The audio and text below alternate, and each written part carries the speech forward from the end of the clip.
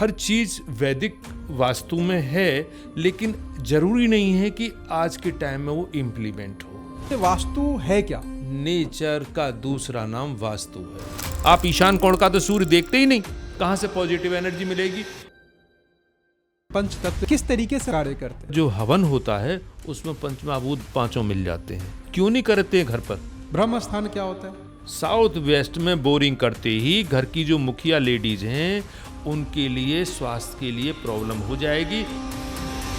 नीम खुदवाइए, बाल निकले, हड्डी निकली या पुरानी लकड़ी निकली या लोहा निकला, कोई भी पुरानी चीज निकले कर्टल्स, उसको फौरन वास्तुविद को बताइए। छोटे मकान पे क्या वास्तु एप्लीकेबल नहीं होता? देखो, मैं सीधी सी बात कहूँ, ये छोटे मकानों के लिए, छोटे घरों के लिए वास्तु।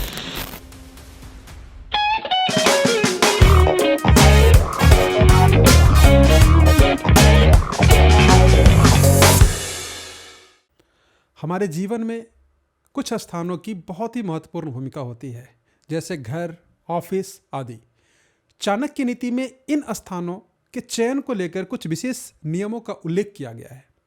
चाणक्य नीति के अनुसार यदि किसी भवन को वास्तुशास्त्र के सिद्धांतों जैसे सही दिशा, स्थान और पंच तत्वों के संतुलन के अनुसार बनाया जाता है तो उस स्थान में रहने वालों का जीवन सुखी और समृद्ध हो सकता है।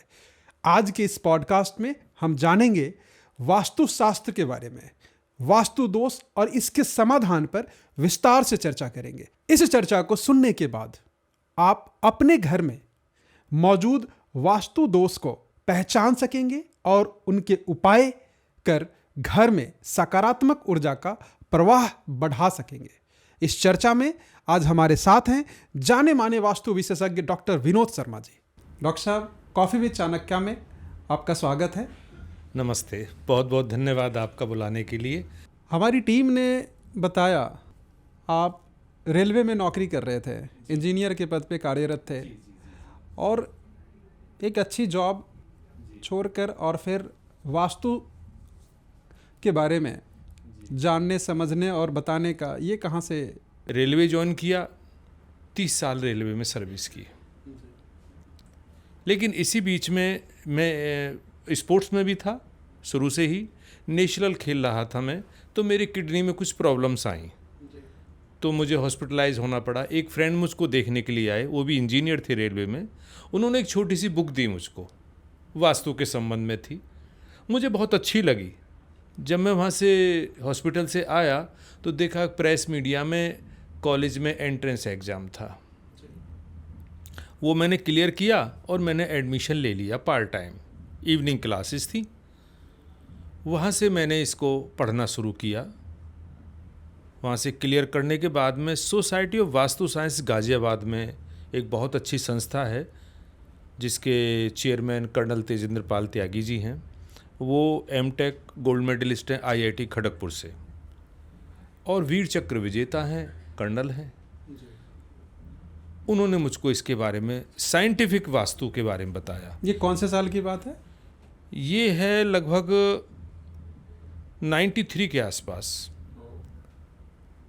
तो हर चीज़ वैदिक वास्तु में है, लेकिन ज़रूरी नहीं है कि आज के टाइम में वो इम्प्लीमेंट हो। तो कर्नल साहब ने मुझसे बताया कि विनोद, तुम हर चीज़ को जो वेदों में लिखी हुई है उसे साइंस की तराजू पर तोलो, क्योंकि तुम भी एक विज्ञान के विद्यार्थी हो। तो हम दोनों ने रात दिन मिलकर के इसके ऊपर हमने कार्य शुरू किया। हमको लगभग 1 साल लगा और मैंने उस पर एक बुक भी लिखी थी जिसका नाम वास्तु प्लेनेट था। उसमें हमने सब साइंटिफिक चीज़ें लिखी कि वास्तु, वैदिक वास्तु में ऐसी कौन सी बातें हैं जो इसमें साइंस की तराजू पर खरी उतरती हैं, उसको हम और हमारी पब्लिक एब्जॉर्ब करे, उसको ले। संग्राम सूत्रधार, मायामतम, स्थापित वेद, वृद्ध संहिता, विश्वकर्मा प्रकाश, जितने भी ये ग्रंथ हैं सबको कंठस्थ किया और उसको अध्ययन करा। ये सारी किताब वास्तु से रिलेटेड हैं। अच्छा। वेदों में भी है हमारे में। तो ये सारी संहिताएं उसको करने के बाद में जब पता चला कि कुछ बातें तो सभी ने ही लिखी हैं, कुछ बातों ने अलग अलग लिखी हैं, लेकिन चूंकि आज आधुनिक समय है, एक विज्ञान का समय है, इलेक्ट्रिसिटी वेदों में कहीं नहीं है, आज हमारी जेब में है। टॉयलेट बाथरूम घरों में नहीं थे, आज हैं, हर कमरे में हैं। तो इन सब का हमने वहाँ पर अध्ययन किया, तो उसमें मुझे रुचि हुई। रुचि होते होते होते होते इतना इंटरेस्ट पैदा हो गया, और चूँकि बचपन से मुझे बजाय साइंस इसकी इंजीनियरिंग के मुझे पढ़ना और पढ़ाना पसंद था। मैं तो कॉलेज में एक टीचर बनना चाहता था। अच्छा। कि मेरे पास एक प्राइमरी के बच्चे हों छोटे छोटे, और मैं उनको अध्ययन कराऊं। वो मेरी इच्छा अब पूरी हुई, और मैंने 2011 में VRS ले लिया। 2011 में? 11 में। और उससे फिर मैं सीधा का सीधा सोसाइटी में, समाज में आ गया, पब्लिक की सेवा करने के लिए, जो मैं अब तक निरंतर कर रहा हूँ। आपकी जो स्टोरी है जी, वो मुझे ऐसा लग रहा है जो एक अलग से उस पर पॉडकास्ट करना होगा और इसके बारे में दर्शकों को बताना होगा, जो किस तरीके से 93 मुझे लगता है तब वास्तु के बारे में, जैसे आज भी बहुत ज़्यादा इसके बारे में लोग अवेयर नहीं है, तो वो दौर मुझे लगता है और भी मुश्किल भरा रहा होगा। बहुत अधिक, कोई नहीं जानता था, बिल्कुल बड़ी परेशानी होती थी इसको समझने के लिए। लेकिन जब हम इस पर शोध कर रहे थे तो हमें बताया गया भी तुम इंडस्ट्रियल वास्तु पे काम कर रहे हो तो 50 फैक्ट्री तुमको इस तरह से करना है। तो फैक्ट्री वाले मुझको अपने गेट में एंट्री नहीं देते थे, क्योंकि उनको वास्तु पता ही नहीं। वास्तु नहीं पता, दूसरी बात वो समझते थे कि कहीं विजिलेंस का आदमी तो नहीं है। तो मुझे दूसरे कहीं से चैन बना करके सिफारिश लगानी पड़ती थी, और फिर मैं 6 महीने बाद उसके ऊपर शोध करके सबमिट करता था। इसी तरह से जब एजुकेशनल वास्तु पर काम किया तो कॉलेज वाले मुझे इंटरेस्ट नहीं लेते थे मेरे में, लेकिन किसी तरह से वो जहाँ वास्तु एक शब्द उन्होंने कहीं सुना था लेकिन उसके बारे में जानते नहीं थे। तो वो सब कोशिश की गई। उस टाइम में अकेला चल रहा था, कोई भी नहीं था, हमारे NCR में भी बहुत कम लोग थे। तो कुल मिलाकर के बहुत ही मेहनत करके इस सब्जेक्ट को ऊपर लेके आए। तो फिर इंटरेस्ट पैदा होता चला गया, पब्लिक में भी उसने भी सपोर्ट किया और मैंने भी सपोर्ट किया, दोनों की चेन बनती चली गई जी, कारवां बनता गया। डॉक्टर साहब, इसके बारे में हम लोग एक अलग से पॉडकास्ट करेंगे और उसमें दर्शकों को हम बताएंगे जो आपका जो स्टडी का जो वो स्ट्रगल था वो क्या था, किस तरीके से आपके अंदर वो रुचि जगी और फिर कितना आपको स्ट्रगल करना पड़ा उस अध्ययन को करने में, क्योंकि जैसा कि आप वास्तु साइंस में PhD भी हैं, तो ये भी एक जर्नी, इसके बारे में अलग से हम लोग चर्चा करेंगे। फिलहाल अभी बिल्कुल आम भाषा में अगर हम बात करें तो ये वास्तु है क्या? जीने का एक कला, प्रकृति के नज़दीक जाने का एक रास्ता, प्रकृति में जीने का एक तरीका, पंच महाभूतों को अपने में समावेश करना और उसके अंदर आपको समावेश करना, नेचर का दूसरा नाम वास्तु है। एक जीने का एक तरीका है, इसके अलावा कुछ भी नहीं है। आप जैसे प्रकृति कहती रहे वैसे आप अपने घर को बनाइए, वैसे अपने शरीर को बनाइए, क्योंकि मेरा शरीर भी पंच महाभूतों से बना हुआ है और प्रकृति भी बनी हुई है। आप इन दोनों में अंतर क्यों कर रहे हैं? इनको मिला दीजिए ना, यही वास्तु है। रहने का स्थान वास्तु है। क्षितिजल पावक गगन समीरा, ये जो आप पंच तत्व की पंच जो आप बात तत्व, कर पंच रहे हैं, महाभूत, तो ये क्या किस तरीके से जो हम पंच तत्व की बात आपने जो कही, ये किस तरीके से हमारे प्रकृति में भी ये पंच तत्व है, हमारे शरीर में भी ये पंच तत्व है, तो ये किस तरीके से कैसे ये आपस में कार्य करते हैं? सबसे पहले आकाश, वेदों के अनुसार सबसे पहले आकाश, और साइंटिफिक के अनुसार भी सबसे पहले आकाश बना। आकाश के बाद में आ गई वायु, वायु के बाद में जल, बीच में अग्नि, और लास्ट में जल, और उसके बाद में पृथ्वी। इन पांचों का निर्माण हुआ, सृष्टि बनी और मनुष्य बना। अंतर कुछ भी नहीं है। अगर आप एक छोटा सा घर बनाते हैं, भवन बनाते रहने का, तो निश्चित है कि उसमें मुझे वायु चाहिए, आकाश भी चाहिए, और जल भी चाहिए, और प्रकाश भी चाहिए। बिना प्रकाश के नहीं रह सकते। अब क्या है कि अगर घर के अंदर सुबह की सूर्य की किरणें आती हैं और वो भी पूर्वी दिशा की वायु के साथ आती हैं, तो घर के अंदर आपको एक पॉजिटिव एनर्जी मिलेगी, जो रात्रि भर की, दिन भर की जो सफोकेशन है वो ख़त्म हो जाएगी। वायु पूर्वी दिशा से आई और पश्चिमी दिशा की खिड़कियों से बाहर हो गई, आपका घर क्लियर हो गया। लेकिन अगर वो बंद है, आपको ना रोशनी आ रही है, ना आपको वायु आ रही है, फिर तो काल कोठरी में रह रहे हैं आप, उसमें और आप में क्या अंतर है? वहाँ भी तो ये नहीं होता था, है ना? जाइए आप उसमें अंडमान निकोबार की, देखिए आप वहाँ पर जेल को, उसमें कुछ है ही नहीं, प्रकाश ही नहीं है सेलुलर जेल में। तो ये सब चीज़ें, इन पंच महाभूतों का बराबर समावेश होता है। इनमें तत्व भी हैं, इनमें ग्रह भी हैं, इनके देवता भी हैं, इनका स्थान भी है। यही एक सृष्टि है। अगर मैं पंच महाभूतों पे अलग से आप एक प्रोग्राम करना, पूरा प्रोग्राम बताऊंगा कि पंच महाभूतों के अलावा कुछ भी नहीं है, इनके अंदर सब कुछ है। अगर हम इसको समावेश कर लें अपने घर के अंदर, अपने शरीर के अंदर, वास्तु बन जाएगा। और देखो जी, सीधी सी बात, वास्तु से भी पहले मेरे कर्म। मैंने किसी को बुलाया वास्तु कंसल्टेंट को, उसने कहा ऐसे ऐसे कर लो वास्तु के हिसाब से, आपने कर लिया, कुछ दिन बाद रिजल्ट नहीं आए। आपने कहा मैं तो वास्तु भी कराई थी, परिणाम तो कुछ भी नहीं आया पॉजिटिव। अरे भाई, उसने ये भी तो कहा था कि शाम को जल्दी सो जाना और सुबह को 4 बजे उठना और प्राणवायु लेना, योगा मेडिटेशन करना, अध्ययन करना। आप उठते हैं सुबह को 8 बजे, जब सूर्य आपका दक्षिण पूर्व में जाने को होता, आग्नेय कोण में। आप ईशान कोण का तो सूर्य देखते ही नहीं, कहाँ से पॉजिटिव एनर्जी मिलेगी? और वो पॉजिटिव एनर्जी आपको पूरे दिन कार्य कराती है, सच्ची अच्छी सोच देती है। वो आपने ली नहीं सुबह को। माता पिता दादा दादी कहते हुए चले गए कि भाई आप जो है सुबह को जल्दी उठा करें, पढ़ा करें, अध्ययन किया करें। वो मैंने कभी नहीं किया।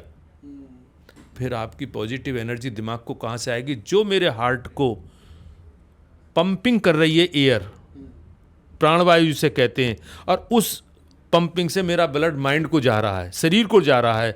वो एयर मेरे पास है ही नहीं, माइंड को पूरा ब्लड मिल नहीं रहा। थॉट कहाँ से आएंगे?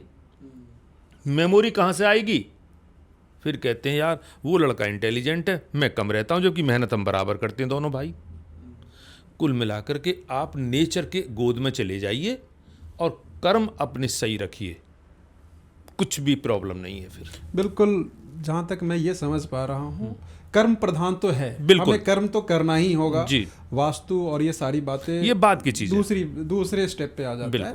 लेकिन एक जो अभी हम लोग बात कर रहे थे, पंच तत्व की बात कर रहे थे, इसको थोड़ा और मैं समझना चाहूँगा। जैसे शरीर में हम पंच तत्व की बात कर रहे हैं, ये किस तरीके से कनेक्ट कर रहा है? जल, मेरा 70% शरीर के अंदर जल बिल्कुल, ऐसे ही मैं थोड़ा समझना चाह रहा हूँ। शरीर मेरे 70% जल है जी। अगर मेरे शरीर में जरा भी जल कम हो गया, प्रॉब्लम आ जाएगी। आएगी, बिल्कुल। मेरे भवन को भी जल चाहिए। अच्छा। आकाश मेरे ध्वनि से रिलेटेड है, ध्वनि से रिलेटेड है। अगर पंच महाभूतों में आपका आकाश तत्व कम हो गया तो आपको इस संबंध में समस्याएं आएंगी। इसी प्रकार आपने बेसमेंट खुदवा लिया नीचे और उसको यूज नहीं कर रहे हैं, आपका पृथ्वी तत्व कमजोर हो गया। खिड़कियां आपने, जो मेरी आँख हैं, कान हैं, स्पर्श है, वो मेरा सब नॉर्थ ईस्ट है, उसको बंद कर लिया तो आपका ईशान कोण बंद होते ही मेरा वायु तत्व कम हो गया और मेरा अग्नि तत्व भी कम हो गया। इनका होना मेरे शरीर के अंदर बहुत ही ज़रूरी है। इसको बैलेंस शरीर को भी करना है और घर को भी करना है। तो इसलिए पंच महाभूतों का हम शरीर से और मकान से, दोनों से कंपैरिजन करते हैं कि इनको बराबर समावेश करें। जी। इसमें एक बात और आपने बताई, नॉर्थ ईस्ट और साउथ ईस्ट, ये डायरेक्शन, दिशा की अगर हम बात करें तो इसका क्या रोल है? किस तरीके से ये अपना इनका रोल है, बहुत बढ़िया रोल है इनका। हर एक दिशा के देवता भी हैं, हर एक दिशा का अपना कार्य भी है, सब कुछ है। देखो, सीधी सी बात है कि आपने नॉर्थ ईस्ट को नीचा रखना, ये वेदों में लिखा हुआ है। नॉर्थ ईस्ट, जी, उत्तर पूर्व, इसको हल्का रखना, नीचा रखना। वहाँ कोई स्टोर या भारी नहीं करना, ऊंचा नहीं करना, जीना बना के मुमटी नहीं खड़ी करनी उसके ऊपर, ओवरहेड वाटर टैंक नहीं रखना है उसके ऊपर। और साउथ वेस्ट को आप हैवी करना है, इसको ऊंचा कर दीजिए, आप भारी कर दीजिए। एक प्रिंसिपल है कि south west should be heavy and weighted, वो हाइट, और नॉर्थ ईस्ट आपका light low. Underground basement का वाटर आप नॉर्थ ईस्ट में रखिए, उसको हल्का करिए। तो कुल मिलाकर के दिशाओं के अनुरूप अगर हम घर बनाते हैं तो आपका नॉर्थ ईस्ट अगर आपने बालकोनी में कन्वर्ट कर दिया, उधर की दरवा, ये जो हमारा जो शरीर है ना, स्पर्श, ये वायु से संबंधित रखता है। अगर मैं शरीर की बात करूं तो वायु से संबंधित है मेरा स्पर्श, और स्पर्श से वायु से संबंधित। आँखें मेरी अग्नि से संबंधित है, जल मेरे शरीर के अंदर है, स्वाद से संबंधित है, जीभ से संबंधित है, और आपका आकाश तत्व साउंड से, ध्वनि से, मंत्रोच्चारण से, इनसे संबंध है। और आपका जो हवन होता है उसमें पंचमहाभूत पांचों मिल जाते हैं। क्यों नहीं करते हैं घर पर? रोजाना करें तो सही इसको। तो कुल मिलाकर के पंच महाभूतों का समावेश घर में इस प्रकार हो तो, और शरीर को आप अच्छा रखें तो आपके यहाँ पॉजिटिव एनर्जी बनी रहेगी। जी, इसमें जैसे डायरेक्शंस की अगर हम बात कर रहे हैं तो जैसे अगर हम ग्रामीण और शहरी दोनों को कंपेयर करें, एक ग्रामीण क्षेत्र में फिर भी हमारे पास थोड़ा स्पेस होता है, लेकिन शहरी क्षेत्र में हम बात करें तो वहाँ ये तो बहुत बड़ी समस्या है। हमारा चॉइस तो रहता ही नहीं है, फिर हम यहाँ डायरेक्शंस और इन सारी चीज़ों को किस तरीके से। देखो, मैं सीधी सी बात कहूँ, ये छोटे मकानों के लिए, छोटे घरों के लिए वास्तु है ही नहीं। ये तो एक पता नहीं कुछ दिनों से मैं प्रचलन देख रहा हूँ कि अगर उसका 25 गज में फ्लैट है तो वो भी वास्तु के लिए कॉल करता है। मैं मना करता हूँ कि नहीं, एक मैग्नेटिक फील्ड बनना चाहिए, एक आकार होना चाहिए। असल में तो वास्तु राजा महाराजाओं के लिए, किलों के लिए बनाई गई थी। आप चाणक्य में पढ़ें या और पुरानी किताबें पढ़ें, उनमें किलों के लिए था, क्योंकि किलों की सुरक्षा करनी थी, राजा की सुरक्षा करनी थी, प्रजा भी अंदर रहती थी। उसकी सुरक्षा के लिए किला कैसे हो, मेरा गांव कैसा हो, मेरा सिस्टम कैसा हो। नदी से पानी जाता था। आज दिल्ली के लाल किले में देखिए, और देखिए किस तरह से यमुना नदी से किले के अंदर पानी लेते थे, और उसमें एक छोटी सी नहर भी हुआ करती थी। तो वो सिस्टम था, वास्तु था किलों के लिए, राजा महाराजाओं के लिए। धीरे धीरे हुआ कोठियों में, मकानों में, अब छोटी छोटी सिस्टम में आ गया। तो जो आप कह रहे हैं शहरों में जो छोटे सिस्टम हैं उनमें वास्तु, एक वन रूम सेट है, अब उसमें क्या करें? कभी कभी क्वेश्चन आता है, मीडिया में हम होते हैं, क्वेश्चन आ जाता है लाइव कि जी वो एक छोटा सा मकान है, उसमें कैसे करें? भाई उसमें तो आपको वॉशरूम भी बनाना है, उसमें पूजा घर भी बनाना है, उसमें किचन भी बनाना है, और उसमें कमरा भी रखना है। अरे भाई, उसके कमरे के जिस कोने में जो दिशा बैठ रही हो उस कोने में बना लीजिए। अगर आपको वास्तु इंप्लीमेंट करना है तो मंदिर को ढक लीजिए, वॉशरूम में एक एग्जॉस्ट फैन लगा दीजिए, कोशिश करिए पूर्वी दिशा में एक खिड़की बन जाए, हवा आ जाए। छोटे का आप इस तरह से सोच सकते हैं, उस दिशाओं के अनुसार ध्यान रखिए, लेकिन छोटे में आप वही इंप्लीमेंट कर सकते हैं जितना आपके पास स्थान है। बड़े जो मकान हैं, बड़े जो कोठियां हैं या गांव में जगह है, उनको आप दिशाओं के अनुसार अच्छी तरह से बना सकते। क्या पैमाना है, किस तरीके से? जैसे अभी आपने एक नई बात बताई, शायद ये दर्शकों के लिए भी नई बात होगी। छोटे मकान पे क्या वास्तु एप्लीकेबल नहीं होता? छोटे मकानों पर उतना एप्लीकेबल नहीं होता जितना कि बड़े में अच्छा हो जाता है। क्या मिनिमम क्या होना चाहिए? मिनिमम मेरे हिसाब से 200-250 गज का तो एक प्लॉट हो। अच्छा, हाँ, आप 50 गज के प्लॉट में लेकर चल रहे हैं, उसमें नहीं बनेगा। और चाहे एक और बात देखिए, उसके प्लॉट का पैमाना कुछ नहीं है आपके पास। अरे 1:2 में रेक्टेंगल तो हो, पता चला कि उसकी चौड़ाई बहुत कम है, लंबाई बहुत ज़्यादा है। अब आप मैग्नेटिक फील्ड बनाइए, बिल्कुल उसकी रेखाएं बाहर निकल जाएंगी, कोई मतलब ही नहीं उसका। स्क्वायर हो, 90 डिग्री उसके भुजाएं हों, और वो कम से कम रेक्टेंगल 1:2 में तो हो, उससे ज़्यादा ना हो। अब 1:4 का हो गया तो वास्तुविद भी मना कर देगा, भाई इसमें तो कुछ नहीं है, तो बेकार है, कोई काम का नहीं है। इस टाइप के प्लॉट्स और मकान अगर आते हैं तो उसके ऊपर कोई भी चर्चा का कोई मतलब ही नहीं। तो फिर क्या उस पर कोई नेगेटिव इम्पैक्ट नहीं होता? फिर नेगेटिव नहीं, उसको पॉजिटिव भी नहीं होता। बहुत अच्छा रिजल्ट उसमें नहीं आते हैं। इसलिए मैं देखता हूँ कि जो मकान इस टाइप के बन रहे हैं वो लोग एवरेज हैं, बहुत ज़्यादा हाई राइज या बहुत ज़्यादा ब्रिलियंट या बहुत ज़्यादा अच्छे नहीं कर पाते हैं, और जो उनके लिए सिस्टम चाहिए वो सिस्टम नहीं हो पाता। फिर भी मैंने अभी आपको बताया कि आप उस छोटे से में भी कैसे वास्तु कंप्लाइंट बना सकते हैं। आपका छोटा सा है तो अगर साउथ ईस्ट का कोना, उसमें छोटा सा आप किचन बना दीजिए। जो आपका नॉर्थ वेस्ट है, हल्का सा टॉयलेट बना दीजिए। नॉर्थ ईस्ट में खिड़की खोल दीजिए, साउथ वेस्ट में अपना बेड डाल दीजिए। नॉर्थ ईस्ट की दीवार पर जिधर खिड़की है उसके पास एक छोटा सा मंदिर दीवार पर बना दीजिए, वास्तु के हिसाब से बन गया आपका घर। ये बिल्कुल बेसिक बेसिक है, ये बेसिक है। इससे और कलर उसका लाइट कर दीजिए, आप हल्का कलर रखिए, ईस्टमैन कलर मत करिए उस कमरे के अंदर, तो वन रूम सेट ही तो हुआ। सबसे नेगेटिव इम्पैक्ट किस चीज़ का वैसे रहता है? वास्तु के हिसाब से आप किसी भी फ्लैट को खरीदें या मकान को खरीदें, मेरे हिसाब से 3 चीज़ों पर बहुत अधिक ध्यान रखें। नंबर 1, आपका जो मुख्य द्वार है ओपन है, रोड के पास है, वो साउथ वेस्ट में ना हो, खासतौर से वहाँ टी पॉइंट ना हो, वो मेरे लिए दक्षिण और पश्चिम का कॉर्नर, हाँ, और उसमें भी टी पॉइंट आ जाए, वो मेरे लिए बड़ी कष्टदायक बात हो जाती है। जो ऑनर है उसका स्वास्थ्य बहुत तेजी से डाउन होता है, दवाइयाँ खाते। कोशिश करिए कि नॉर्थ ईस्ट आपका खाली हो, ओपन स्काई हो, रेन वाटर आए मेरा, वहाँ से प्राणवायु और सूर्य की रोशनी आए, ना कि आप टॉयलेट और स्टोर बना दें। मतलब नॉर्थ ईस्ट कॉर्नर में हमें टॉयलेट को अवॉइड करना, खाली छोड़ना है उसको। खाली छोड़ना है। और तीसरा, आपका साउथ वेस्ट में एक आपका मास्टर बेडरूम हो। साउथ वेस्ट जी। अगर साउथ ईस्ट में किचन है तो बहुत ही बढ़िया, वरना सेकंड ऑप्शन हम नॉर्थ वेस्ट में ही बनवा देते हैं, लेकिन साउथ ईस्ट का किचन मेरे लिए अच्छा होता है।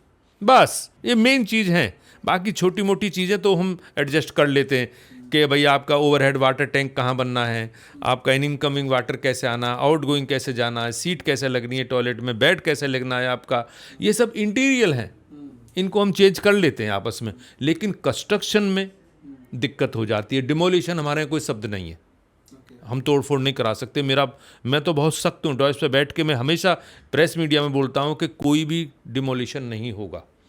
ब्रह्म स्थान में आप टॉयलेट मत बनाइए, नॉर्थ ईस्ट में टॉयलेट। ब्रह्म स्थान क्या होता है? किसी प्लॉट के आप 9 खाने कर दीजिए बराबर के, 9 खाने में जो 9वां खाना बीच का होगा उसे ब्रह्म स्थान कहते हैं। उसमें आप कोई भी गड्ढा मत खोदिए, वो भी स्वास्थ्य के लिए बहुत हानिकारक है। तो आप इस तरह का आप बना सकते हैं, और जो एसेसरीज हैं उसकी, सामान अंदर रखने की या कलर की या और सिस्टम की, वो चेंज हो सकती है, उसमें कोई परेशानी नहीं है, उसको हम बाद में बता देते हैं। लेकिन जब स्ट्रक्चर तैयार कर रहे हैं, आप कंस्ट्रक्शन कर रहे हैं, उसमें 2-3 चीज़ों का ध्यान रखिए। जब आप कभी फ्लैट लेने जाएं तो उसमें भी ये ध्यान रखिए कि आपका जो सोसाइटी का प्लॉट है उसका क्या आकार है। बहुत सारे कोने तो नहीं निकले हुए उसमें, या उसमें पूरी सोसाइटी के लिए बोरिंग कहाँ किया है पानी का, अंडरग्राउंड वाटर टैंक किधर है, आपके ओवरहेड वाटर टैंक किधर है। उसके बाद में फ्लैट की तरफ ध्यान आइए, उस सोसाइटी के नॉर्थ ईस्ट में आप ले सकते हैं, ताकि आपकी बालकोनी नॉर्थ ईस्ट में जाए और सूर्य की रोशनी अंदर आ जाए, उसके बराबर में दूसरा टावर खड़ा ना हो। और फिर आप अपने अंदर फ्लैट के अंदर ये चीज़ें इंप्लीमेंट करिए जो चीज़ मैंने अभी बताई हैं। जी, अभी इसमें हम लोग जो हमारी जो चर्चा चल रही है अभी इसमें सिर्फ हम बात करते हैं डोमेस्टिक की। या एक घर, जैसे हम किसी कॉलोनी सेक्टर में, और आजकल छोटे प्लॉट भी उनकी संख्या ज़्यादा है, और दूसरा फ्लैट जो मल्टी हायर बिल्डिंग बनी हुई हैं और वहाँ पे फ्लैट्स हैं। तो सबसे पहले हम अभी घरों की बात करते हैं। जी, तो जो ये घरों की बात, जैसा कि आपने डायरेक्शंस के बारे में भी अभी बताया, और क्या इसमें हम किस तरीके से वहाँ हमें क्या ध्यान रखना चाहिए? आप एक घर बनाना चाहते हैं जी, पहले मैं घर की बात दो ऑप्शन है। पहला, एक हमने प्लॉट लिया, घर बनाना चाहते हैं। दूसरा, कोई घर पहले से बना हुआ है, हमें वो परचेज करना है। ये 2 ऑप्शन मैं इन दोनों पे लोगों के पास होता है। इन दोनों पे बात करता हूँ मैं। अगर आप एक घर बनाना चाहते हैं तो सबसे पहले ये देखें कि जिस सोसाइटी में या जिस ज़मीन पर मैं बना रहा हूँ उस ज़मीन की क्या स्थिति है। अच्छा। उसकी इतिहास पता लगाएं, क्या कोई गड्ढा तो नहीं था पहले कूड़ा करकट भरता था, या वो कोई गलत यूज़ में तो काम नहीं आती थी, वहाँ पर कोई जानवर कटते थे, या पर यहाँ पर कोई शमशान घाट था, ऐसी कोई चीज़ तो नहीं। वहाँ पर उपजाऊ खेत हो, अच्छा खेत हो, उसकी इतिहास पता लगाइए। वहाँ पर आप रेक्टेंगल या स्क्वायर में प्लॉट लीजिए। 90 डिग्री कॉर्नर्स होने चाहिए, बहुत सारे कॉर्नर्स में नहीं होने चाहिए। कोशिश करिए नॉर्थ ईस्ट का हो, बाकी दिशाएं कोई भी बुरी नहीं है, सिर्फ मैं साउथ वेस्ट को मना करता हूँ। फिर भी कुछ लोगों के लिए साउथ वेस्ट भी अच्छी होती है। हाँ, बशर्ते कि टी पॉइंट ना हो। तो उस मकान, उस प्लॉट को आप बनाइए। उसके बाद में आप देखिए कि ज़मीन का स्लोप किधर है, रेन वाटर मेरा कहाँ जाएगा। मैं अपने हिसाब से बात करूं तो रेन वाटर को मैं गंगा के पानी से भी अधिक पवित्र मानता हूं।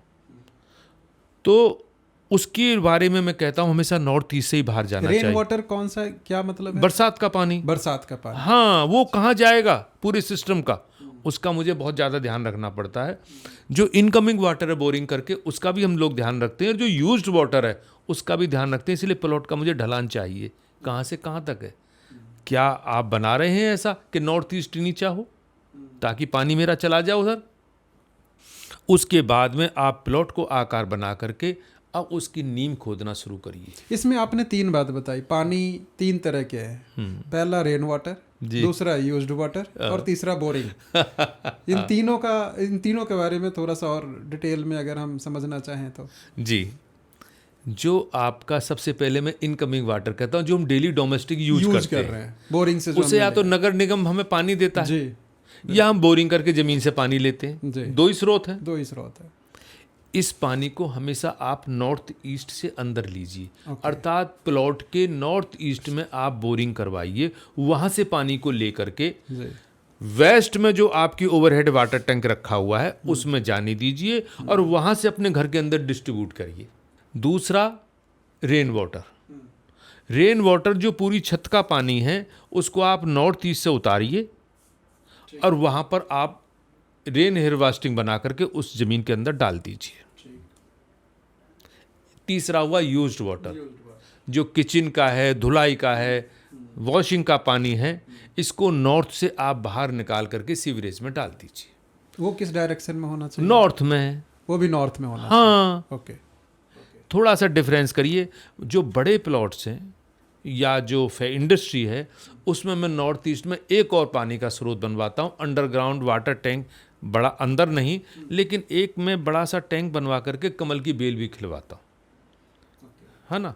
लोटस उसमें मैं चलाता हूँ, वो बहुत ही लक्ष्मी का प्रतीक है और बहुत ही सुख समृद्धि रहती है। वो कौन से डायरेक्शन में होना? North east. North east. कभी भी पानी नीचे साउथ वेस्ट में नहीं होगा। साउथ वेस्ट में बोरिंग करते ही घर की जो मुखिया लेडीज हैं उनके लिए स्वास्थ्य के लिए प्रॉब्लम हो जाएगी, और ऊपर से आपने उधर किचन भी बना दिया तो उनका तो स्वास्थ्य प्रॉब्लम देगा, दवाई उन्हें खानी ही पड़ेंगी। ये मेरे लिए दिक्कत होती है। तो वो मेडिकल वास्तु है, वो चीज़ अलग हो जाती है। तो आप क्या करेंगे, उस प्लॉट में फिर नींव खोदना शुरू करेंगे नॉर्थ ईस्ट से ही। बात सर हम पानी की कर रहे हैं। यहाँ आपने बताया rain harvesting, used water and incoming water. Incoming water, ठीक है। ये बात मुझे लगता है दर्शकों को भी समझ में आ गई। आगे हम जो वाटर स्टोरेज का भी एक रहता है, जो जैसे हम घरों में भी वाटर टैंक बनवाते हैं और दूसरा हम टैंक रखते हैं, वाटर टैंक रखते हैं, ये इसका भी कोई डायरेक्शन? बिल्कुल। जो अंडरग्राउंड वाटर टैंक आप बनवा रहे हैं उसे नॉर्थ ईस्ट में ही बनाइए। जिनको ज़रूरत नहीं होती है तो मैं उनके लिए एक वहाँ पर कमल का एक सिस्टम बनवाता हूँ, एक पॉन्ड बनवाता हूँ, लोटस पॉन्ड। उसमें कमल की बेल चलाता हूँ। बड़ी बड़ी इंडस्ट्री में जिनके बड़े प्लॉट्स हैं, जिनके पास जगह है, तो मैं वहाँ पर ही बनवाता हूँ।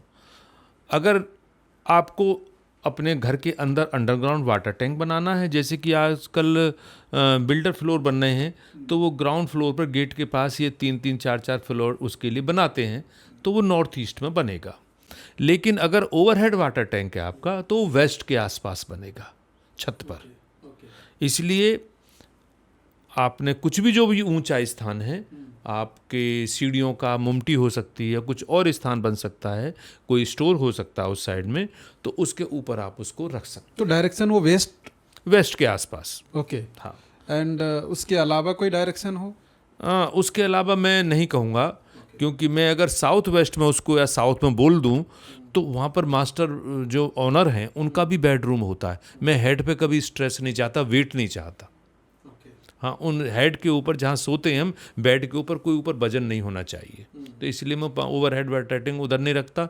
और दूसरी बात क्या, वो गर्म स्थान भी है ज़्यादा। जी।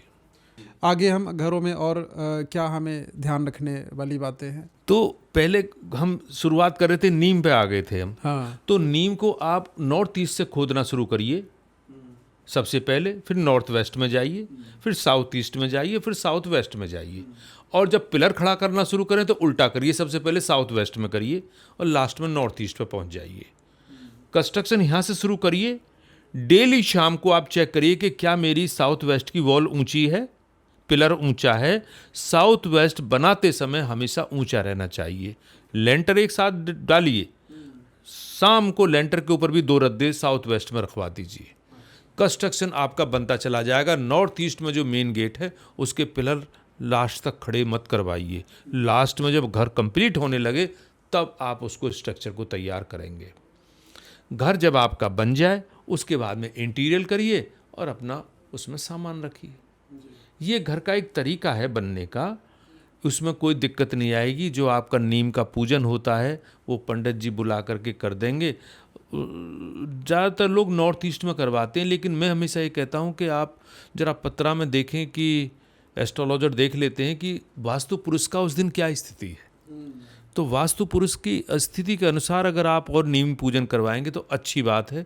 नीम में आप कलश वगैरह है या 5 कील हैं या आपकी उसकी हल्दी की गांठ है या आपके वो नाग और नागिन उसके हैं चांदी के, वो भी दबाते हैं। और उनका स्थान बैठता है साउथ वेस्ट, वासुकी का स्थान है नाग नागिन का, उसे नॉर्थ ईस्ट में दबा देते हैं।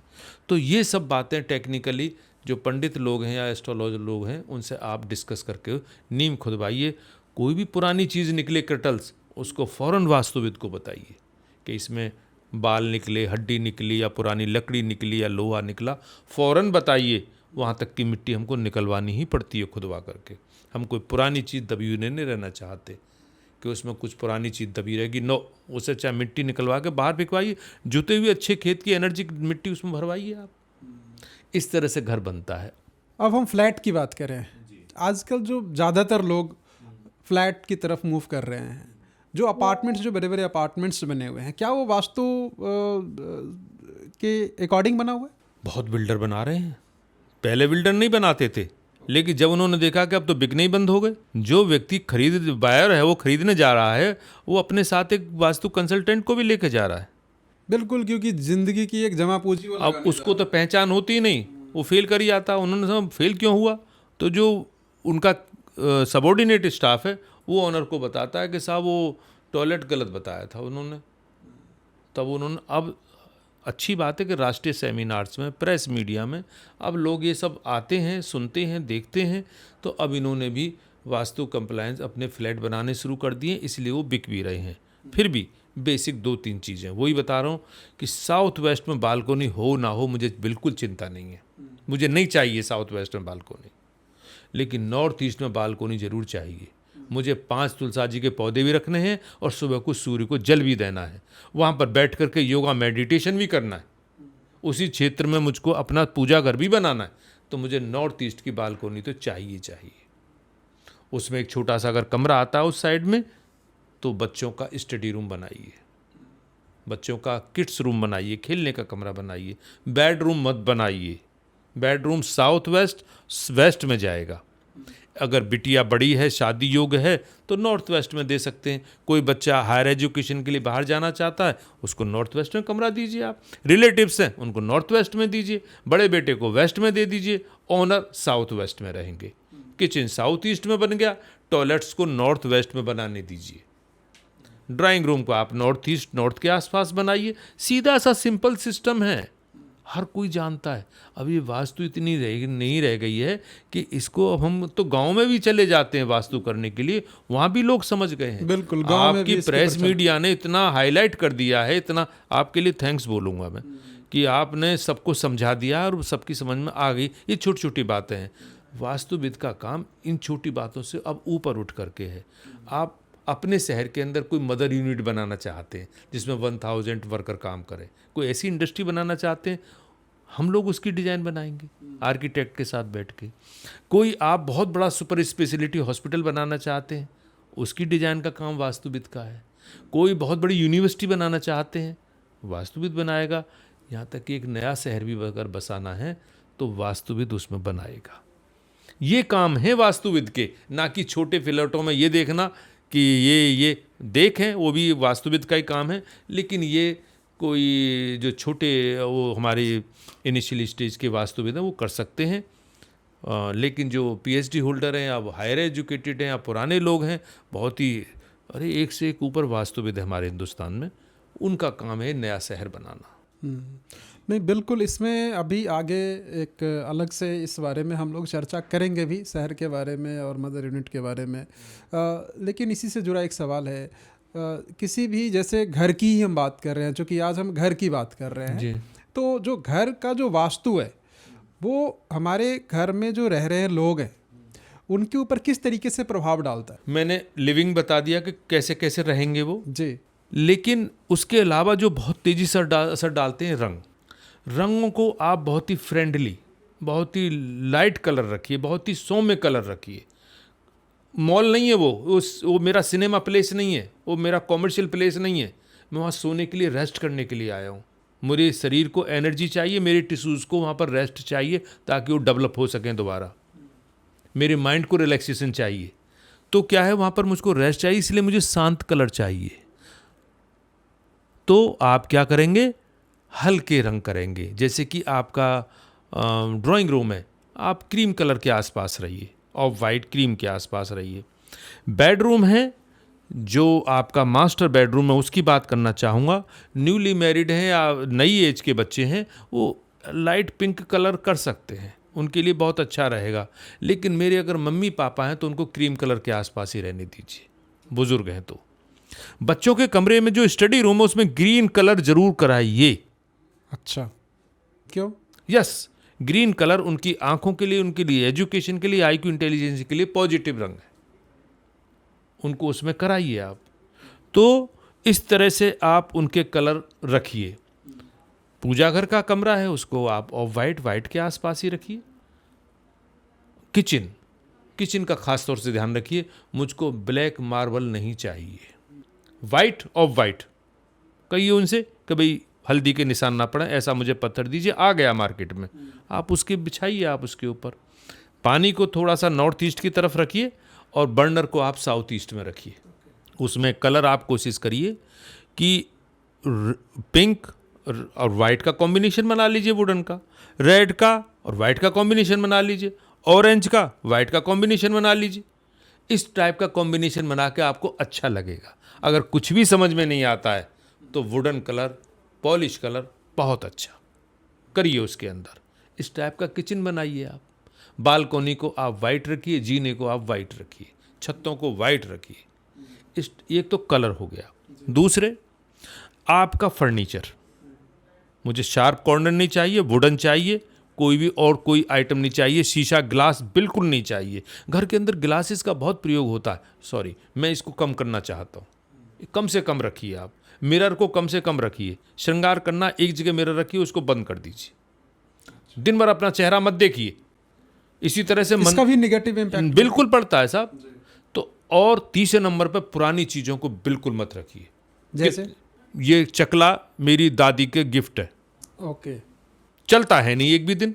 आप तो नहीं उसमें आटा पीसते, दाल पीसते, क्यों रखा हुआ है? या तो उसको चलाइए, पड़ोसियों को भी चलवाइए, उसका यूज करिए, उसकी एनर्जी ट्रांसफर करिए, मिट्टी को हटाइए उसके ऊपर से, या फिर हटा दीजिए बिल्कुल। पुरानी चीज़ें बिल्कुल नहीं। मैं देखता हूँ आजकल एक बड़ा, हर घर में मैं जाता हूँ वास्तु करने के लिए, तो जूतों का बड़ा शौक हो गया है। जूते चप्पल इतने हैं घर में, 4 आदमी हैं और वो 40 आदमियों के शूज यार, क्यों? एक शौक, पर्स का शौक, पर्स इतने सारे। लेदर के आइटम कम से कम रखिए।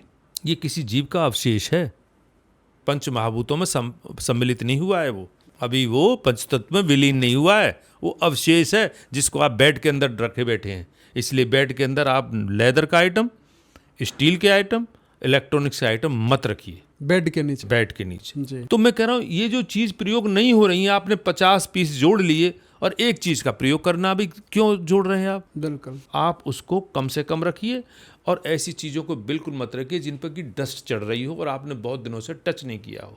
इसलिए मैं दुछत्ती को बनवाने के लिए मना करता हूँ कि आप उसमें भरते रहेंगे और वो सफाई नहीं हो पाएगी। बेड के अंदर आप साल भर में सफाई करते हैं, जबकि मैं कहता हूँ भाई समय समय पर आप इसकी धूप में कपड़े डालिए और इसकी सफाई करिए। जहाँ भी बंद हो जाएगा जो हिस्सा पोर्शन, वहीं पर राहु का वास हो जाएगा और आपके लिए नेगेटिविटी शुरू हो जाएगी। किसी चीज़ को बंद मत करिए, बॉक्स मत बनाइए। अगर हैं तो उनको प्रयोग करिए ताकि वहाँ पर कॉस्मिक एनर्जी जाए, वहाँ पर हवा जाए, वहाँ पर कुछ तो एनर्जी ट्रांसफ़र हो। तो किसी चीज़ को परमानेंट मत करिए और डस्ट मत चढ़ाइए। तो क्या हुआ, पुरानी चीज़ों को मत रखिए बिल्कुल।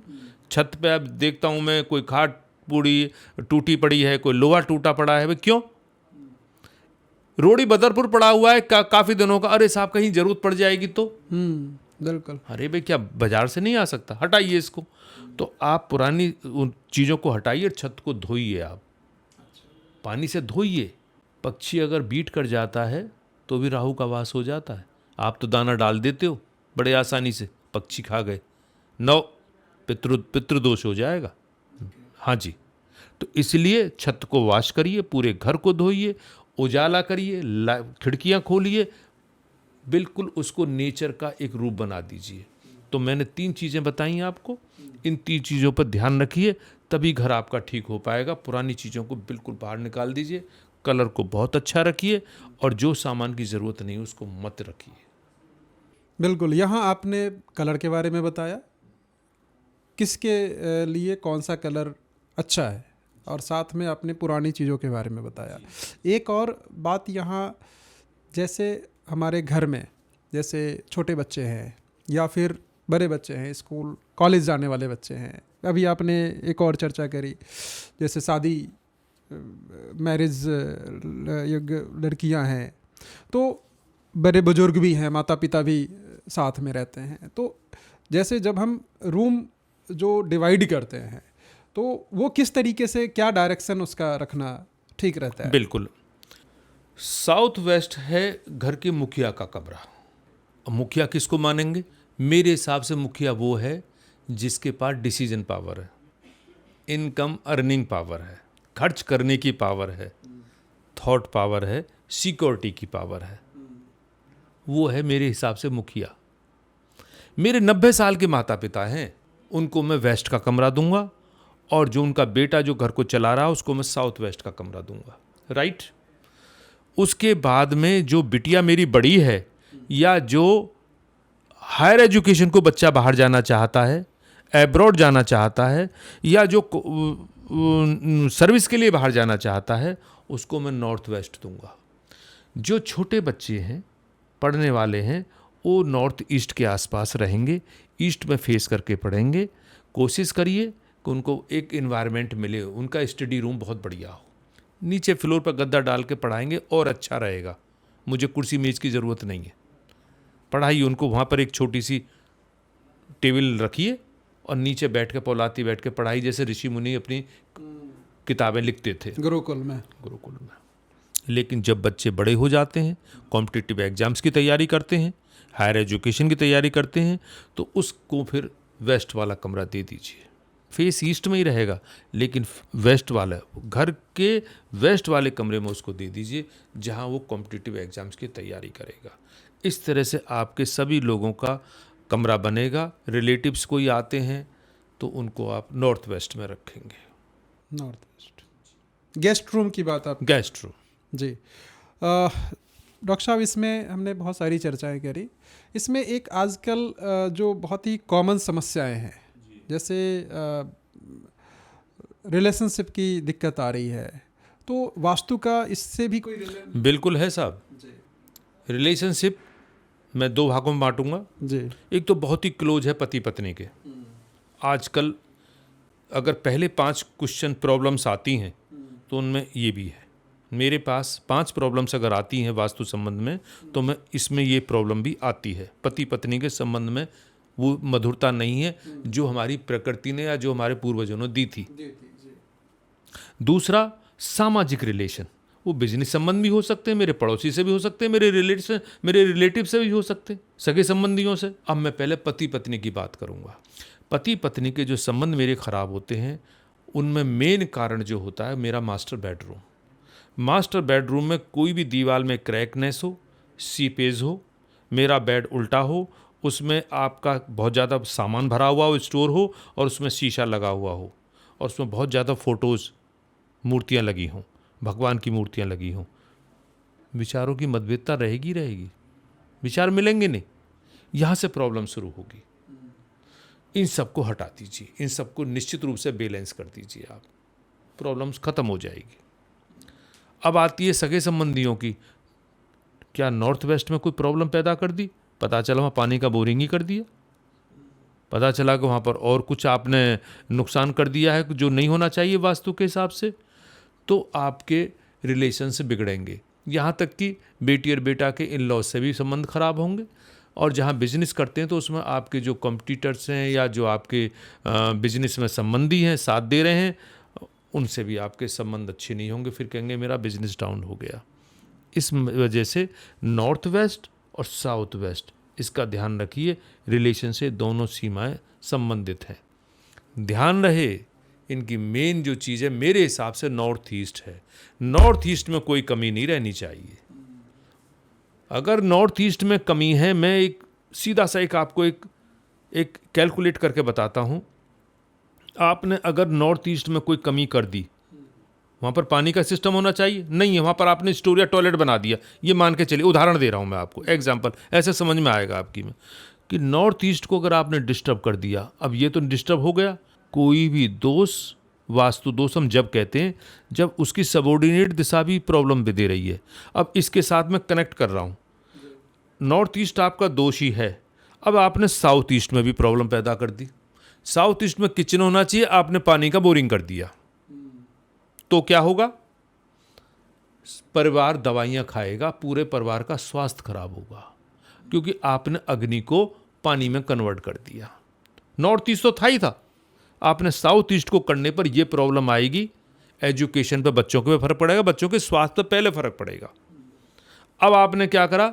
साउथ ईस्ट को भूल जाइए, अब नॉर्थ ईस्ट तो खराब है, उसके साथ में साउथ वेस्ट खराब कर लिया आपने। वहाँ पर पानी बोरिंग नहीं होनी चाहिए, वहाँ कर दिया आपने, कुछ निचला हिस्सा कर दिया, फ्लोर को नीचे कर दिया, छत का पानी रेन वाटर उधर से उतार दिया पाइपलाइन से।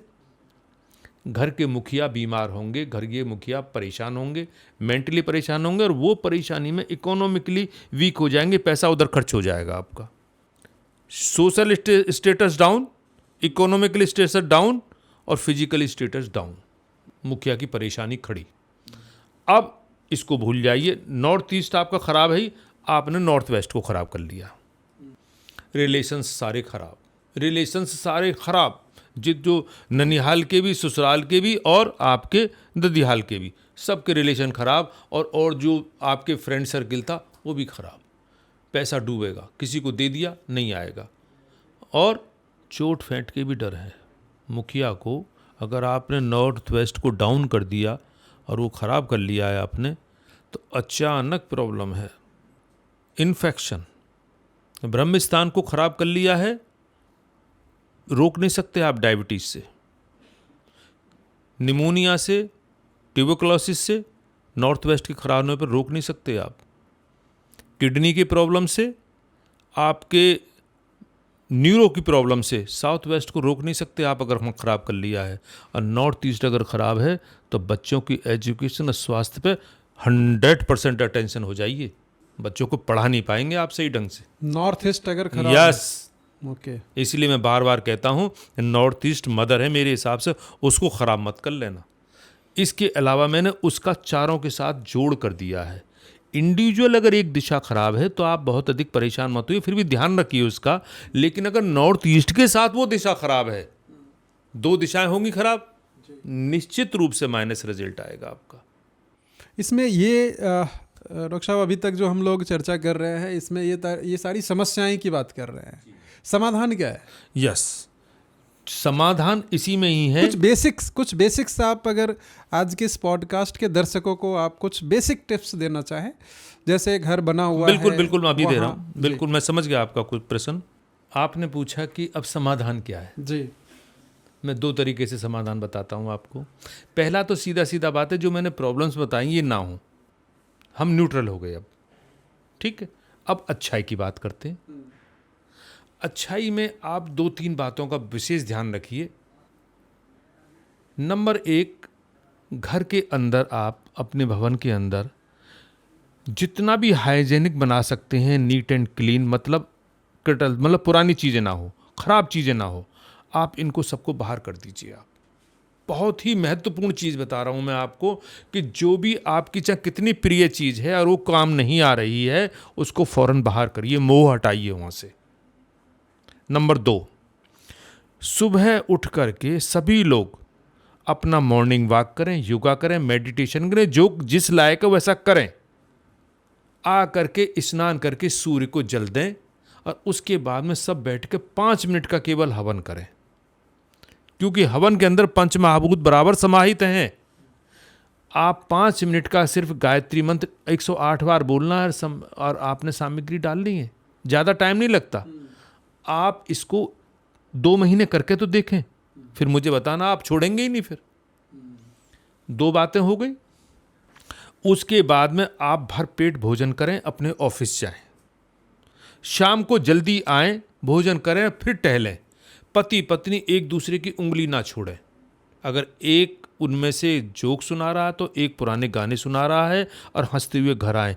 कोई पॉलिटिक्स की बात नहीं, कोई घर की बात नहीं, कोई समाज की बात नहीं, कोई रिश्तेदारी की बात नहीं, कोई पैसे लेन देन की बात नहीं, कुछ नहीं, सिर्फ हंसना और बोलना आपस में, उंगली नहीं छोड़ना। आइए, आप संबंध अच्छे हुए, घर अच्छा हुआ, वातावरण अच्छा हुआ आपका हवन से। सुबह को आप 1 मुट्ठी नमक बाल्टी में डाल के पोंछा लगवाइए। एक मधुर संगीत चलवाइए घर के अंदर, जो आधा घंटे आपको एक अच्छे मधुर संगीत, मतलब कोई भक्ति संगीत सुनाए। दिन में बंद मत करिए उसको, जब रेस्ट करना हो जब बंद करिए। कोई इंस्ट्रूमेंटल म्यूजिक ही चलाते रहिए आप। उनके लिए घरों की बात कर रहा हूँ जिसमें अकेले ही रह गए, हस्बैंड भी ड्यूटी चले गए, बच्चे स्कूल चले गए, उनके लिए। इस तरह से घर को एक ऐसा मंदिर बनाइए जहाँ हर तरह की सुख और शांति हो। वातावरण, मेरा घर है, मैं जैसा चाहूँगा वैसा बनाऊँगा। अच्छे से अच्छा घर बनाइए, प्रकृति के अंदर नज़दीक ले जाइए। ये 3-4 टिप मैंने आपको बताए हैं, इनको आप करिए। रंगोली सजाइए, घर पर स्वास्तिक लगाइए, पूजा घर बहुत अच्छा बनाइए। एक भगवान की 2 फोटो मत, मूर्तियाँ मत रखिए, मूर्तियों को बड़ा मत रखिए, मंदिर को ढक के रखिए। मंदिर, टॉयलेट सीट, बर्नर प्रवेश करते ही दिखाई नहीं देने चाहिए। इसके बाद में झाड़ू, पोंछा और सीढ़ी का पहला स्टेप, कॉर्नर, ये नहीं दिखाई देनी चाहिए। सब बढ़िया है, कोई परेशानी नहीं है। आप अपनी डाइनिंग इस तरह से सिस्टम से लगाएं कि अगर कोई गेस्ट आ जाए तो डिस्टर्ब ना हो।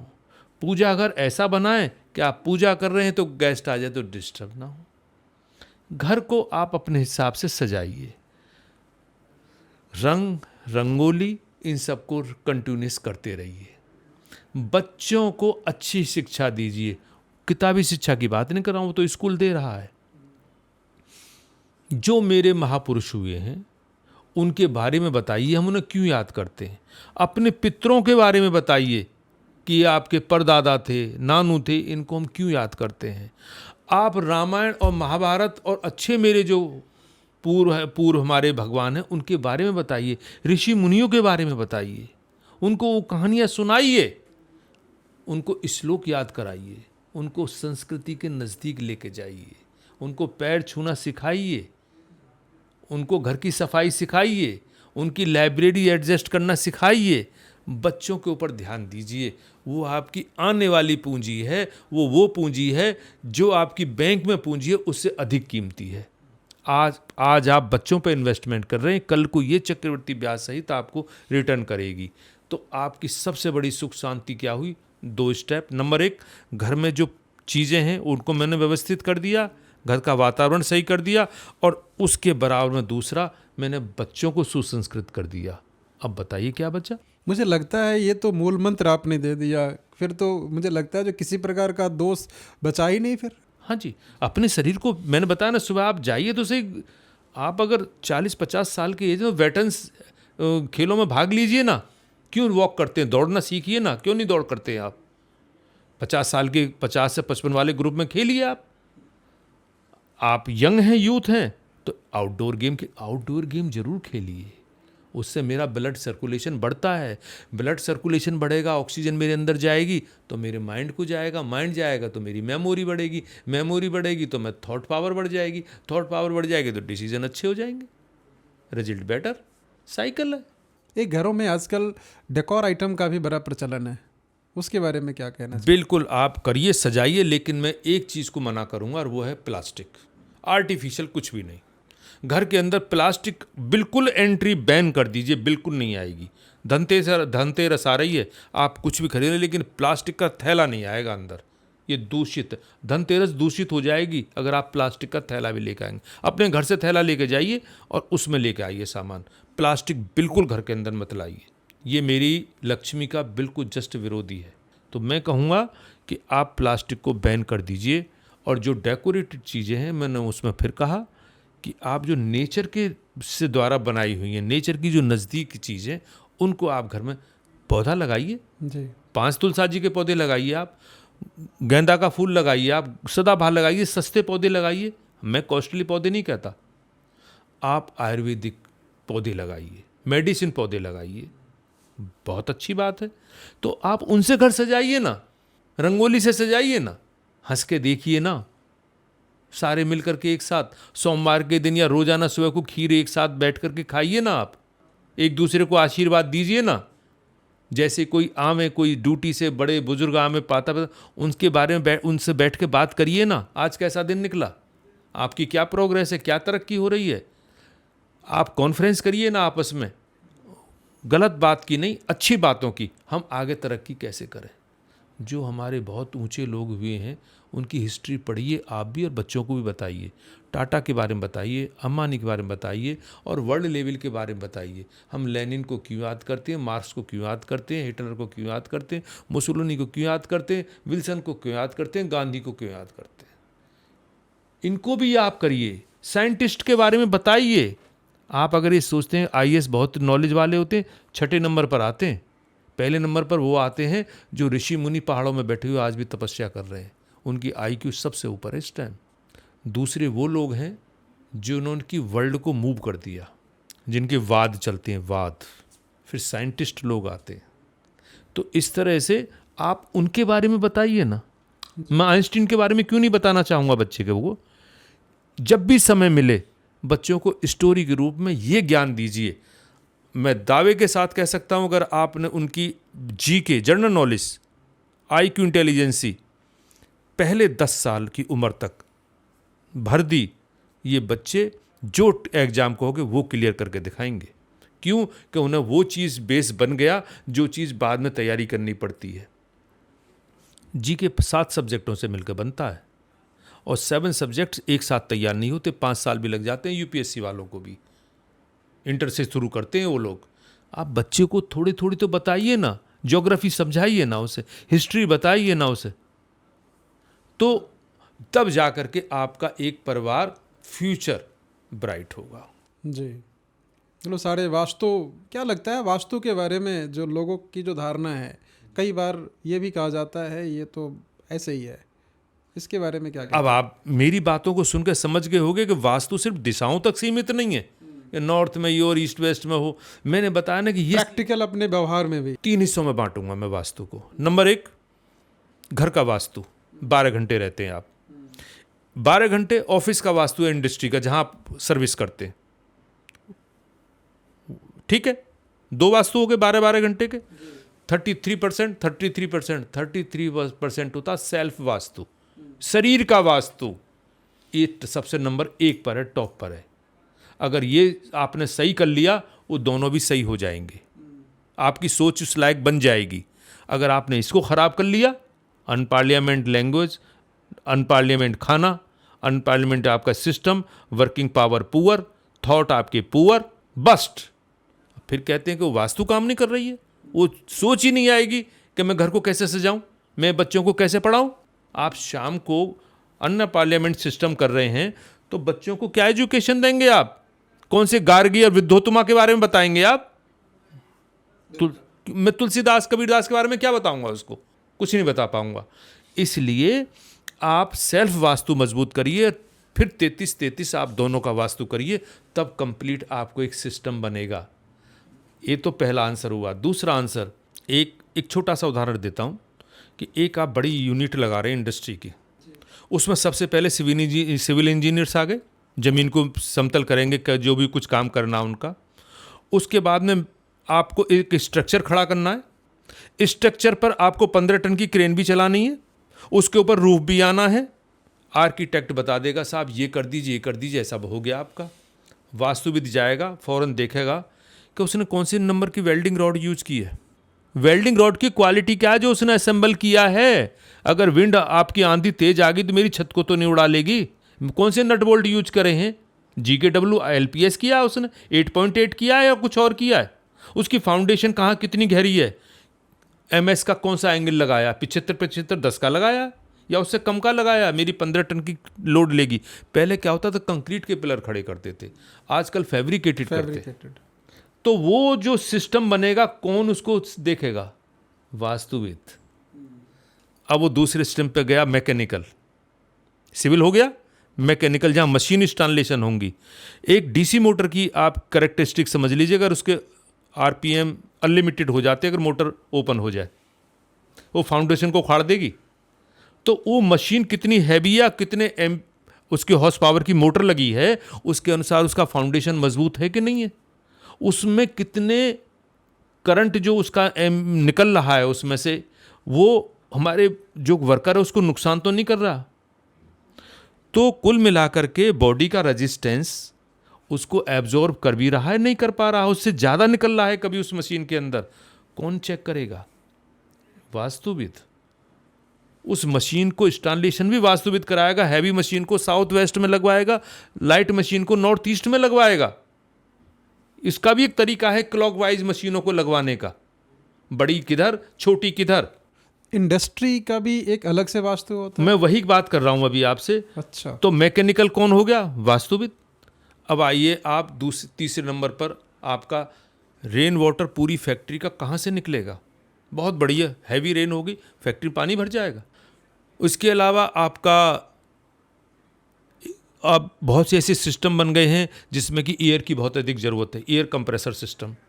कुछ फैक्ट्रियां पानी से चलती हैं, पानी का सिस्टम, वो सब कौन तैयार करेगा, सबको गाइड करेगा वो व्यक्ति जिसे हम वास्तुविद कहते हैं। इलेक्ट्रिकल ट्रांसमिशन, किसको कितने हॉर्स पावर की मोटर को कितने करंट चाहिए, उसका क्या ट्रांसमिशन होगा, उस ट्रांसफार्मर से शुरू हो जाएगा। वो बताएगा इलेक्ट्रिकल इंजीनियर को कि आप इस तरह से इसको डिजाइन करिए, कंप्लीट फैक्ट्री बना करके तब आउट होगा वो। डॉक्टर साहब, क्या मार्केट में इस तरीके के वास्तुविद अवेलेबल है? मैं ऐसे ही टेक्निकल, यस, मैं इसीलिए कहता हूं कि ऐसे ही वास्तुविद मुझको चाहिए। भारत में जब भी आप आर्किटेक्ट एक डिजाइन बना के देते हैं, वो भी बहुत मेहनत करते हैं, इंजीनियर इलेक्ट्रिकल भी बहुत मेहनत कर रहा है, सिविल भी बहुत मेहनत कर रहा है, इन सब की टीम को एक कोऑर्डिनेट करने के लिए एक वास्तुविद की अच्छे की ज़रूरत है, जो इन तीनों चारों विषयों में मास्टर रख सके। मालिक को नहीं पता, मालिक ने तो पैसे इन्वेस्ट करने, उसके पैसे को अगर फलीभूत करना है तो इन सब को एक वास्तुविद की ज़रूरत है जो कि इन सब चीज़ों की अध्ययन कर सके। इसलिए वास्तुविद बनने के लिए 10 साल चाहिए मेरे हिसाब से। आई एम स्टिल स्टूडेंट और पूरी ज़िंदगी बना रहूँगा, मुझे दिखाई दे रहा है। मुझे हो सकता है अगर दूसरा जन्म लेना पड़ेगा तो अभी वास्तु भी नहीं कर पाऊँगा। इतनी सिस्टम है इसका डीप में जाने का कि अनलिमिटेड। तब आपका एक बनी फैक्ट्री, अब आप हॉस्पिटल बनवाएंगे, उसमें पता है किसी को क्या क्या क्या चीज़ बनेगी, वास्तविद को पता है कहाँ OPD बनेगी, कहाँ आपके कितने इंसेंटिव केयर बनेंगे, कितने आपके OT बनेंगे, माइनर OT कहाँ होगा, मेजर OT कहाँ होगा, आपके वार्ड रूम्स किधर होंगे, आपके हॉस्पिटल में OPD कहाँ होगी, यहाँ तक कि उसकी पार्किंग कहाँ होगी, टॉयलेट्स कहाँ होंगे, कैंटीन कहाँ होगी, फार्मेसी कहाँ होगी, लेबोरेटरी कहाँ होगी, कितने बेडेड बन रहा है, छत पर क्या क्या आप इंस्टॉलेशन करेंगे, AC का सिस्टम क्या होगा, कौन डिजाइन करेगा इसको, आर्किटेक्ट। और फिर अलग अलग उनकी टीमें, इलेक्ट्रिकल, मैकेनिकल, ये सिविल, वो सब, उसके साथ एक कोऑर्डिनेट के लिए वास्तुविद की ज़रूरत है। मैं डॉक्टर साहब यहाँ पे आप जो बता रहे हैं, मुझे ऐसा लगता है जो ये पूरा का पूरा एक अपने आप में एक चैप्टर है। या एक पूरा चैप्टर है। पूरा जैसे चैप्टर है। ये कितने प्रकार के वास्तु की अगर हम बात करें, मुझे लगता है ब्रह्मा जी ने जब सृष्टि की रचना करी तो शायद वहाँ भी वेदों में भी इसका जिक्र है, जो वास्तु पुरुष जी की जी पूजा बिल्कुल, भी होती है। बिल्कुल जैसे बिल्कुल वास्तु पुरुष हम की लोग पूजा गृह होती प्रवेश जब करते हैं तो वहाँ पे वास्तु पूजन भी किया जाता है। है। वैदिक वास्तु और साइंटिफिक वास्तु, जी आज के टाइम में मैं साइंटिफिक वास्तु को जोड़ूंगा और वैदिक नहीं, कहीं ना कहीं दोनों आपस में बिल्कुल relate तो कोऑर्डिनेट करते मैं ही कहा हैं। जोड़ रहा हूं मैं कि वैदिक वास्तु में जो बातें लिखी हैं वो सारी एक्सेप्टेबल हैं और मैं उसको साइंस की तराजू पर तोल करके एक्सेप्ट कर रहा हूं। ठीक, तो कुल मिला करके कितने प्रकार का होता है ये वास्तु? हाँ, डिवाइड करें तो? अगर हम आपकी भाषा में बात करता हूँ, जो आपको ज़रूरत है, आपका रेजिडेंशियल वास्तु हो गया जी, जिसको आज हमने चर्चा, हाँ, डोमेस्टिक वास्तु डोमेस्टिक कहते हैं। वास्तु, हाँ, जी ये सबसे पहले ज़रूरत है जी। सबसे पहले। इंडस्ट्रियल वास्तु अपने आप में बहुत बड़ा है, जहाँ फैक्ट्री वगैरह लगाने की। कॉमर्शियल वास्तु बहुत बड़ा, एक मार्केट आप बना रहे हैं। ओके, आप कमर्शियल वास्तु जैसे जिसमें मॉल वगैरह बना रहे हाँ हैं, हाँ मार्केट बना रहे मार्केट हैं, डेवलप कर रहे हैं। हाँ हाँ जी। एजुकेशनल वास्तु एक प्राइमरी स्कूल से यूनिवर्सिटी, अच्छा, स्कूल्स, कॉलेज, यूनिवर्सिटीज, ये भी मेडिकल कॉलेज, इंजीनियरिंग कॉलेज, इसका भी वास्तु पे इम्पैक्ट होता है। यस, एक वास्तुविद बता सकता है कहाँ पर क्या चीज़ बनेगी। ना बताए वाइस चांसलर, ना बताए ऑनर, ना बताए कोई प्रोफेसर, ना बताए डीन, लेकिन वास्तुविद को पता है कि ये इतना कॉलेज बड़ा बन रहा है तो इसमें कितने बड़े कमरे और किस साइज़ के और कहाँ पर क्या चीज़ बनेगी, लेबोरेटरी कहाँ बनेगी, लाइब्रेरी कहाँ बनेगी, कहाँ पर क्या क्या सिस्टम आएंगे, प्लेग्राउंड भी चाहिए मुझको नॉर्थ ईस्ट में। तो कुल मिलाकर के वो सब सिस्टम, ये 4-5 जो चीज़ें मैंने आपको बताई हैं, कॉमर्शियल, एजुकेशनल, आपका रेजिडेंशियल और इंडस्ट्रियल, और एक मेडिकल, एक लास्ट में मेडिकल कहूँगा, अभी उसके बारे में मत जाइए गहराई में। एक मेडिकल वास्तु, मैं चाहता हूँ कि इनमें जो बच्चे आए इस विषय में आने वाले समय में, ज़्यादातर जो इंजीनियरिंग के सब्जेक्ट, इंजीनियरिंग के स्टूडेंट्स ना, वो इसको जल्दी समझ जाएंगे। तो मैं कहूँगा कि मेडिकल वास्तु में डॉक्टर्स ज़रूर आए, डॉक्टर्स आए, वो एनाटॉमी पढ़ के आते हैं, उन्हें समझ में होती है, उन्हें पता होता है कि हॉस्पिटल में क्या क्या चीज़ रिक्वायरमेंट होती है। वास्तुविद को पढ़ना पड़ता है, स्टडी करना पड़ता है, रिसर्च करनी पड़ती है। डॉक्टर सीखा हुआ होता है, इंडस्ट्री में इंजीनियर आएंगे, उन्हें सब कुछ सीखा सिखाया होगा, वास्तुविद को पढ़ना पड़ेगा। मुझे लगता है आप भी बाय प्रोफेशन इंजीनियर हैं, तो कहीं ना कहीं इससे मुझे आपको हेल्प बहुत मिली मदद है, मिली मुझे है। हेल्प मिली है मुझको। और मेडिकल को भी मैंने बहुत नज़दीक से देखा है, मेरे बच्चे डॉक्टर्स हैं तो मैं उनके साथ हॉस्पिटल्स में जा के मैंने हॉस्पिटल को अध्ययन किया है। तो मैं मेडिकल वास्तु पे भी बात करता हूँ और एजुकेशनल पे भी बात करता हूँ। तो कुल मिलाकर के मुझे बहुत अच्छा लगा है। तो मैं इसमें इसीलिए मैं कहता हूँ कि अगर आप और लोग आते हैं इस सब्जेक्ट के ऊपर, तो इस तरह से एजुकेशन एक मेरी रिक्वेस्ट है कि आप इतना लेकर के आएँ। अगर नहीं है एजुकेशन तो मैं ये नहीं कहूँगा मत आइए, लेकिन उसमें आप फिर एक्स्ट्राऑर्डिनरी वर्क करिए, फिर मेहनत करिए, आप इन चीज़ों को सीखिए, देखिए इंजीनियरिंग में जाकर के क्या क्या होता है, देखिए मेडिकल में या यूनिवर्सिटी में जाके क्या होता है। इसके अलावा भी बहुत सब्जेक्ट्स हैं। मुझे ऐसा लगता है जैसे मार्केट में बहुत सारे ऐसे शॉपिंग मॉल्स दिखते हैं जो खाली पड़ा हुआ है, बहुत सारे ऐसे हॉस्पिटल्स दिखते हैं जो खाली है, तो क्या इसके पीछे ये भी एक कारण हो सकता है? बिल्कुल, मैं कहूँगा कि उन्हें एक वास्तुविद की हेल्प लेनी चाहिए। और भी कारण हो सकते हैं, इकोनॉमिकली हो सकता है, सोशली हो सकता है, पॉलिटिकल्स हो सकता है, और भी कई कारण उसमें हो सकते हैं। उस तरफ मैं नहीं जाना चाहूँगा, लेकिन एस्पेक्ट अगर आप वास्तु के हिसाब से देखना चाहें तो उनको मॉल्स को जाकर देखना चाहिए, और उसमें अगर कोई कमी है तो उसे दूर करना चाहिए। एस्ट्रोलॉजी भी काम करती है इसमें कि जो ऑनर है उस मॉल का, क्या उसके एस्ट्रोलॉजी में था ये मॉल ज़बरदस्ती। अगर कोई चीज़ मेरी एस्ट्रोलॉजी में है ही नहीं, मैं मेडिकल का मेरा बनता है और मैं जा रहा हूँ इंजीनियरिंग में, तो इंजीनियरिंग बन जाएगा, लेकिन बड़ी मेहनत करनी पड़ेगी एक्स्ट्राऑर्डिनरी, तब वो एवरेज इंजीनियर बनेगा। ये एस्ट्रोलॉजी का सब्जेक्ट मेरा नहीं है, लेकिन मैं कहता हूँ मॉल वाले की, ऑनर की भी एस्ट्रोलॉजी देखनी चाहिए और उस मॉल का वास्तु देखना चाहिए। डॉक्टर साहब, मुझे लगता है ये अपने आप में एक बहुत बड़ा एरिया है, और मुझे लगता है जैसे इसमें हमें ये जो वास्तु साइंस है, बेसिकली ये साइंस है आज, और इसके बारे में अलग अलग जो फील्ड है उसके बारे में अलग से मुझे लगता है जो डीप चर्चा की ज़रूरत है, और आगे कभी मौका लगता है तो हम लोग ज़रूर इस पे बिल्कुल चर्चा बिल्कुल करेंगे। बिल्कुल बिल्कुल मैं बहुत खुश होऊंगा। एक अंतिम सवाल मैं आपसे, बड़ा कॉमन सा ऐसा लगता है, चूँकि वास्तु को अगर देखा जाए तो वर्ल्ड वाइड अगर हम बात करें तो जैसे चाइना में फेंग शुई के नाम से बहुत प्रचलित है, ऐसे ही अगर हम लेकिन इंडिया में, भारत जैसे देश में जैसे वास्तु की बात होती है तो सनातन जुड़ जाता है, और फिर जब सनातन जुड़ता है तो फिर उसमें सिर्फ और सिर्फ हिंदू की बात होती है। तो इसमें जैसे आप एक लंबे समय से वास्तु कर रहे हैं, और रिलीजन्स का क्या आपको इसमें किस तरीके से क्या बिल्कुल लगता सही कहा। मुझे लगभग 21 ईयर्स हो गया, 2003 से मैं कर रहा हूँ इसको। मुझे कभी ऐसा महसूस नहीं हुआ कि और धर्म या कास्ट नहीं, इसको वास्तु को सम्मान नहीं दे रही हैं। वो भी इसको मान रहे हैं, सब मान रहे हैं, और मेरे पास सभी आते हैं। मैं ये तो साइंस है, ये सभी के लिए मैं तैयार रहता हूँ। हर धर्म, हर जाति इस समय में, इतने लंबे समय में आए हैं, और एक नहीं, चैन की चैन आई हैं। मैं सभी के लिए रात दिन काम कर रहा हूँ।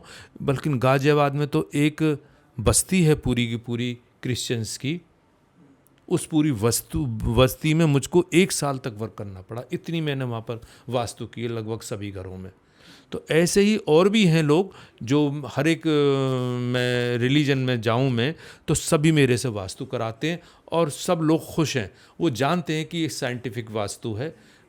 इसमें अगर मैं ये कहता हूं कि आप सुबह हवन करिए, गायत्री मंत्र पढ़िए, तो उनके भी तो हैं संगीत, उनका भी तो है भक्ति संगीत, तो आप गुरुवाणी को क्यों नहीं करेंगे? हमारे लिए वो भी पूजनीय है। आप उसका उच्चारण करिए तो सही, सुबह और शाम। डायरेक्शंस तो सबके लिए वही है। हाँ, तो वो भी खुश जो है। एनर्जी है वो सबके लिए एनर्जी लेनी है, बस आपको अपने घर के अंदर एनर्जी लेनी है, तो वो लोग भी खुश हैं, हम उनके अनुसार फिर बात करते हैं। मतलब मोटे तौर पे अगर हम इसको कंक्लूड करें तो वास्तु क्या है? एनर्जी है और डायरेक्शंस। जैसे अगर हम एनर्जी की बात करें तो जैसे सनराइज होता है तो ईस्ट से ही होता है, ईस्ट से, वो फिक्स है बिल्कुल। और वहाँ से जो एनर्जी हमें एब्जॉर्ब करना है वो भी फिक्स है। वो हम किस तरीके से ऑब्जर्व करेंगे और सही तरीके से ऑब्जर्व करेंगे तो हमारा ग्रोथ भी उसी तरीके से होगा। तो मुझे लगता है जो वास्तु साइंस जो है ये एक डायरेक्शंस और एलिमेंटर, जो ये 5 तत्व की हम बात करते हैं, ये आपस में इन दोनों का एक कोऑर्डिनेशन है। बिल्कुल। तो बहुत अच्छा लगा आपसे इस चर्चा में। मुझे लगता है ये शायद अभी कई घंटों तक हम लोग बात कर सकते हैं और आगे भी आपका समय ज़रूर लेना चाहेंगे और नए टॉपिक के साथ अपने जो हमारे दर्शक हैं उनको एक नया फील्ड उसके बारे में हम लोग चर्चा करेंगे और उसके बारे में विस्तार से बताएंगे। तो अभी आप ये पॉडकास्ट कॉफ़ी विद चाणक्य में सुन रहे थे। हमारे साथ डॉक्टर विनोद शर्मा जी थे और आज हमने किस तरीके से डोमेस्टिक वास्तु क्या होता है और इस वास्तु साइंस को हमने आज इस पॉडकास्ट में हमने डिस्कस किया है। आगे और भी अच्छी चर्चा आपके लिए लेकर आएंगे। आप हमारे इस पॉडकास्ट कॉफ़ी विद चाणक्य को सब्सक्राइब करें और देखते रहिए कॉफ़ी विद चाणक्य पॉडकास्ट। धन्यवाद।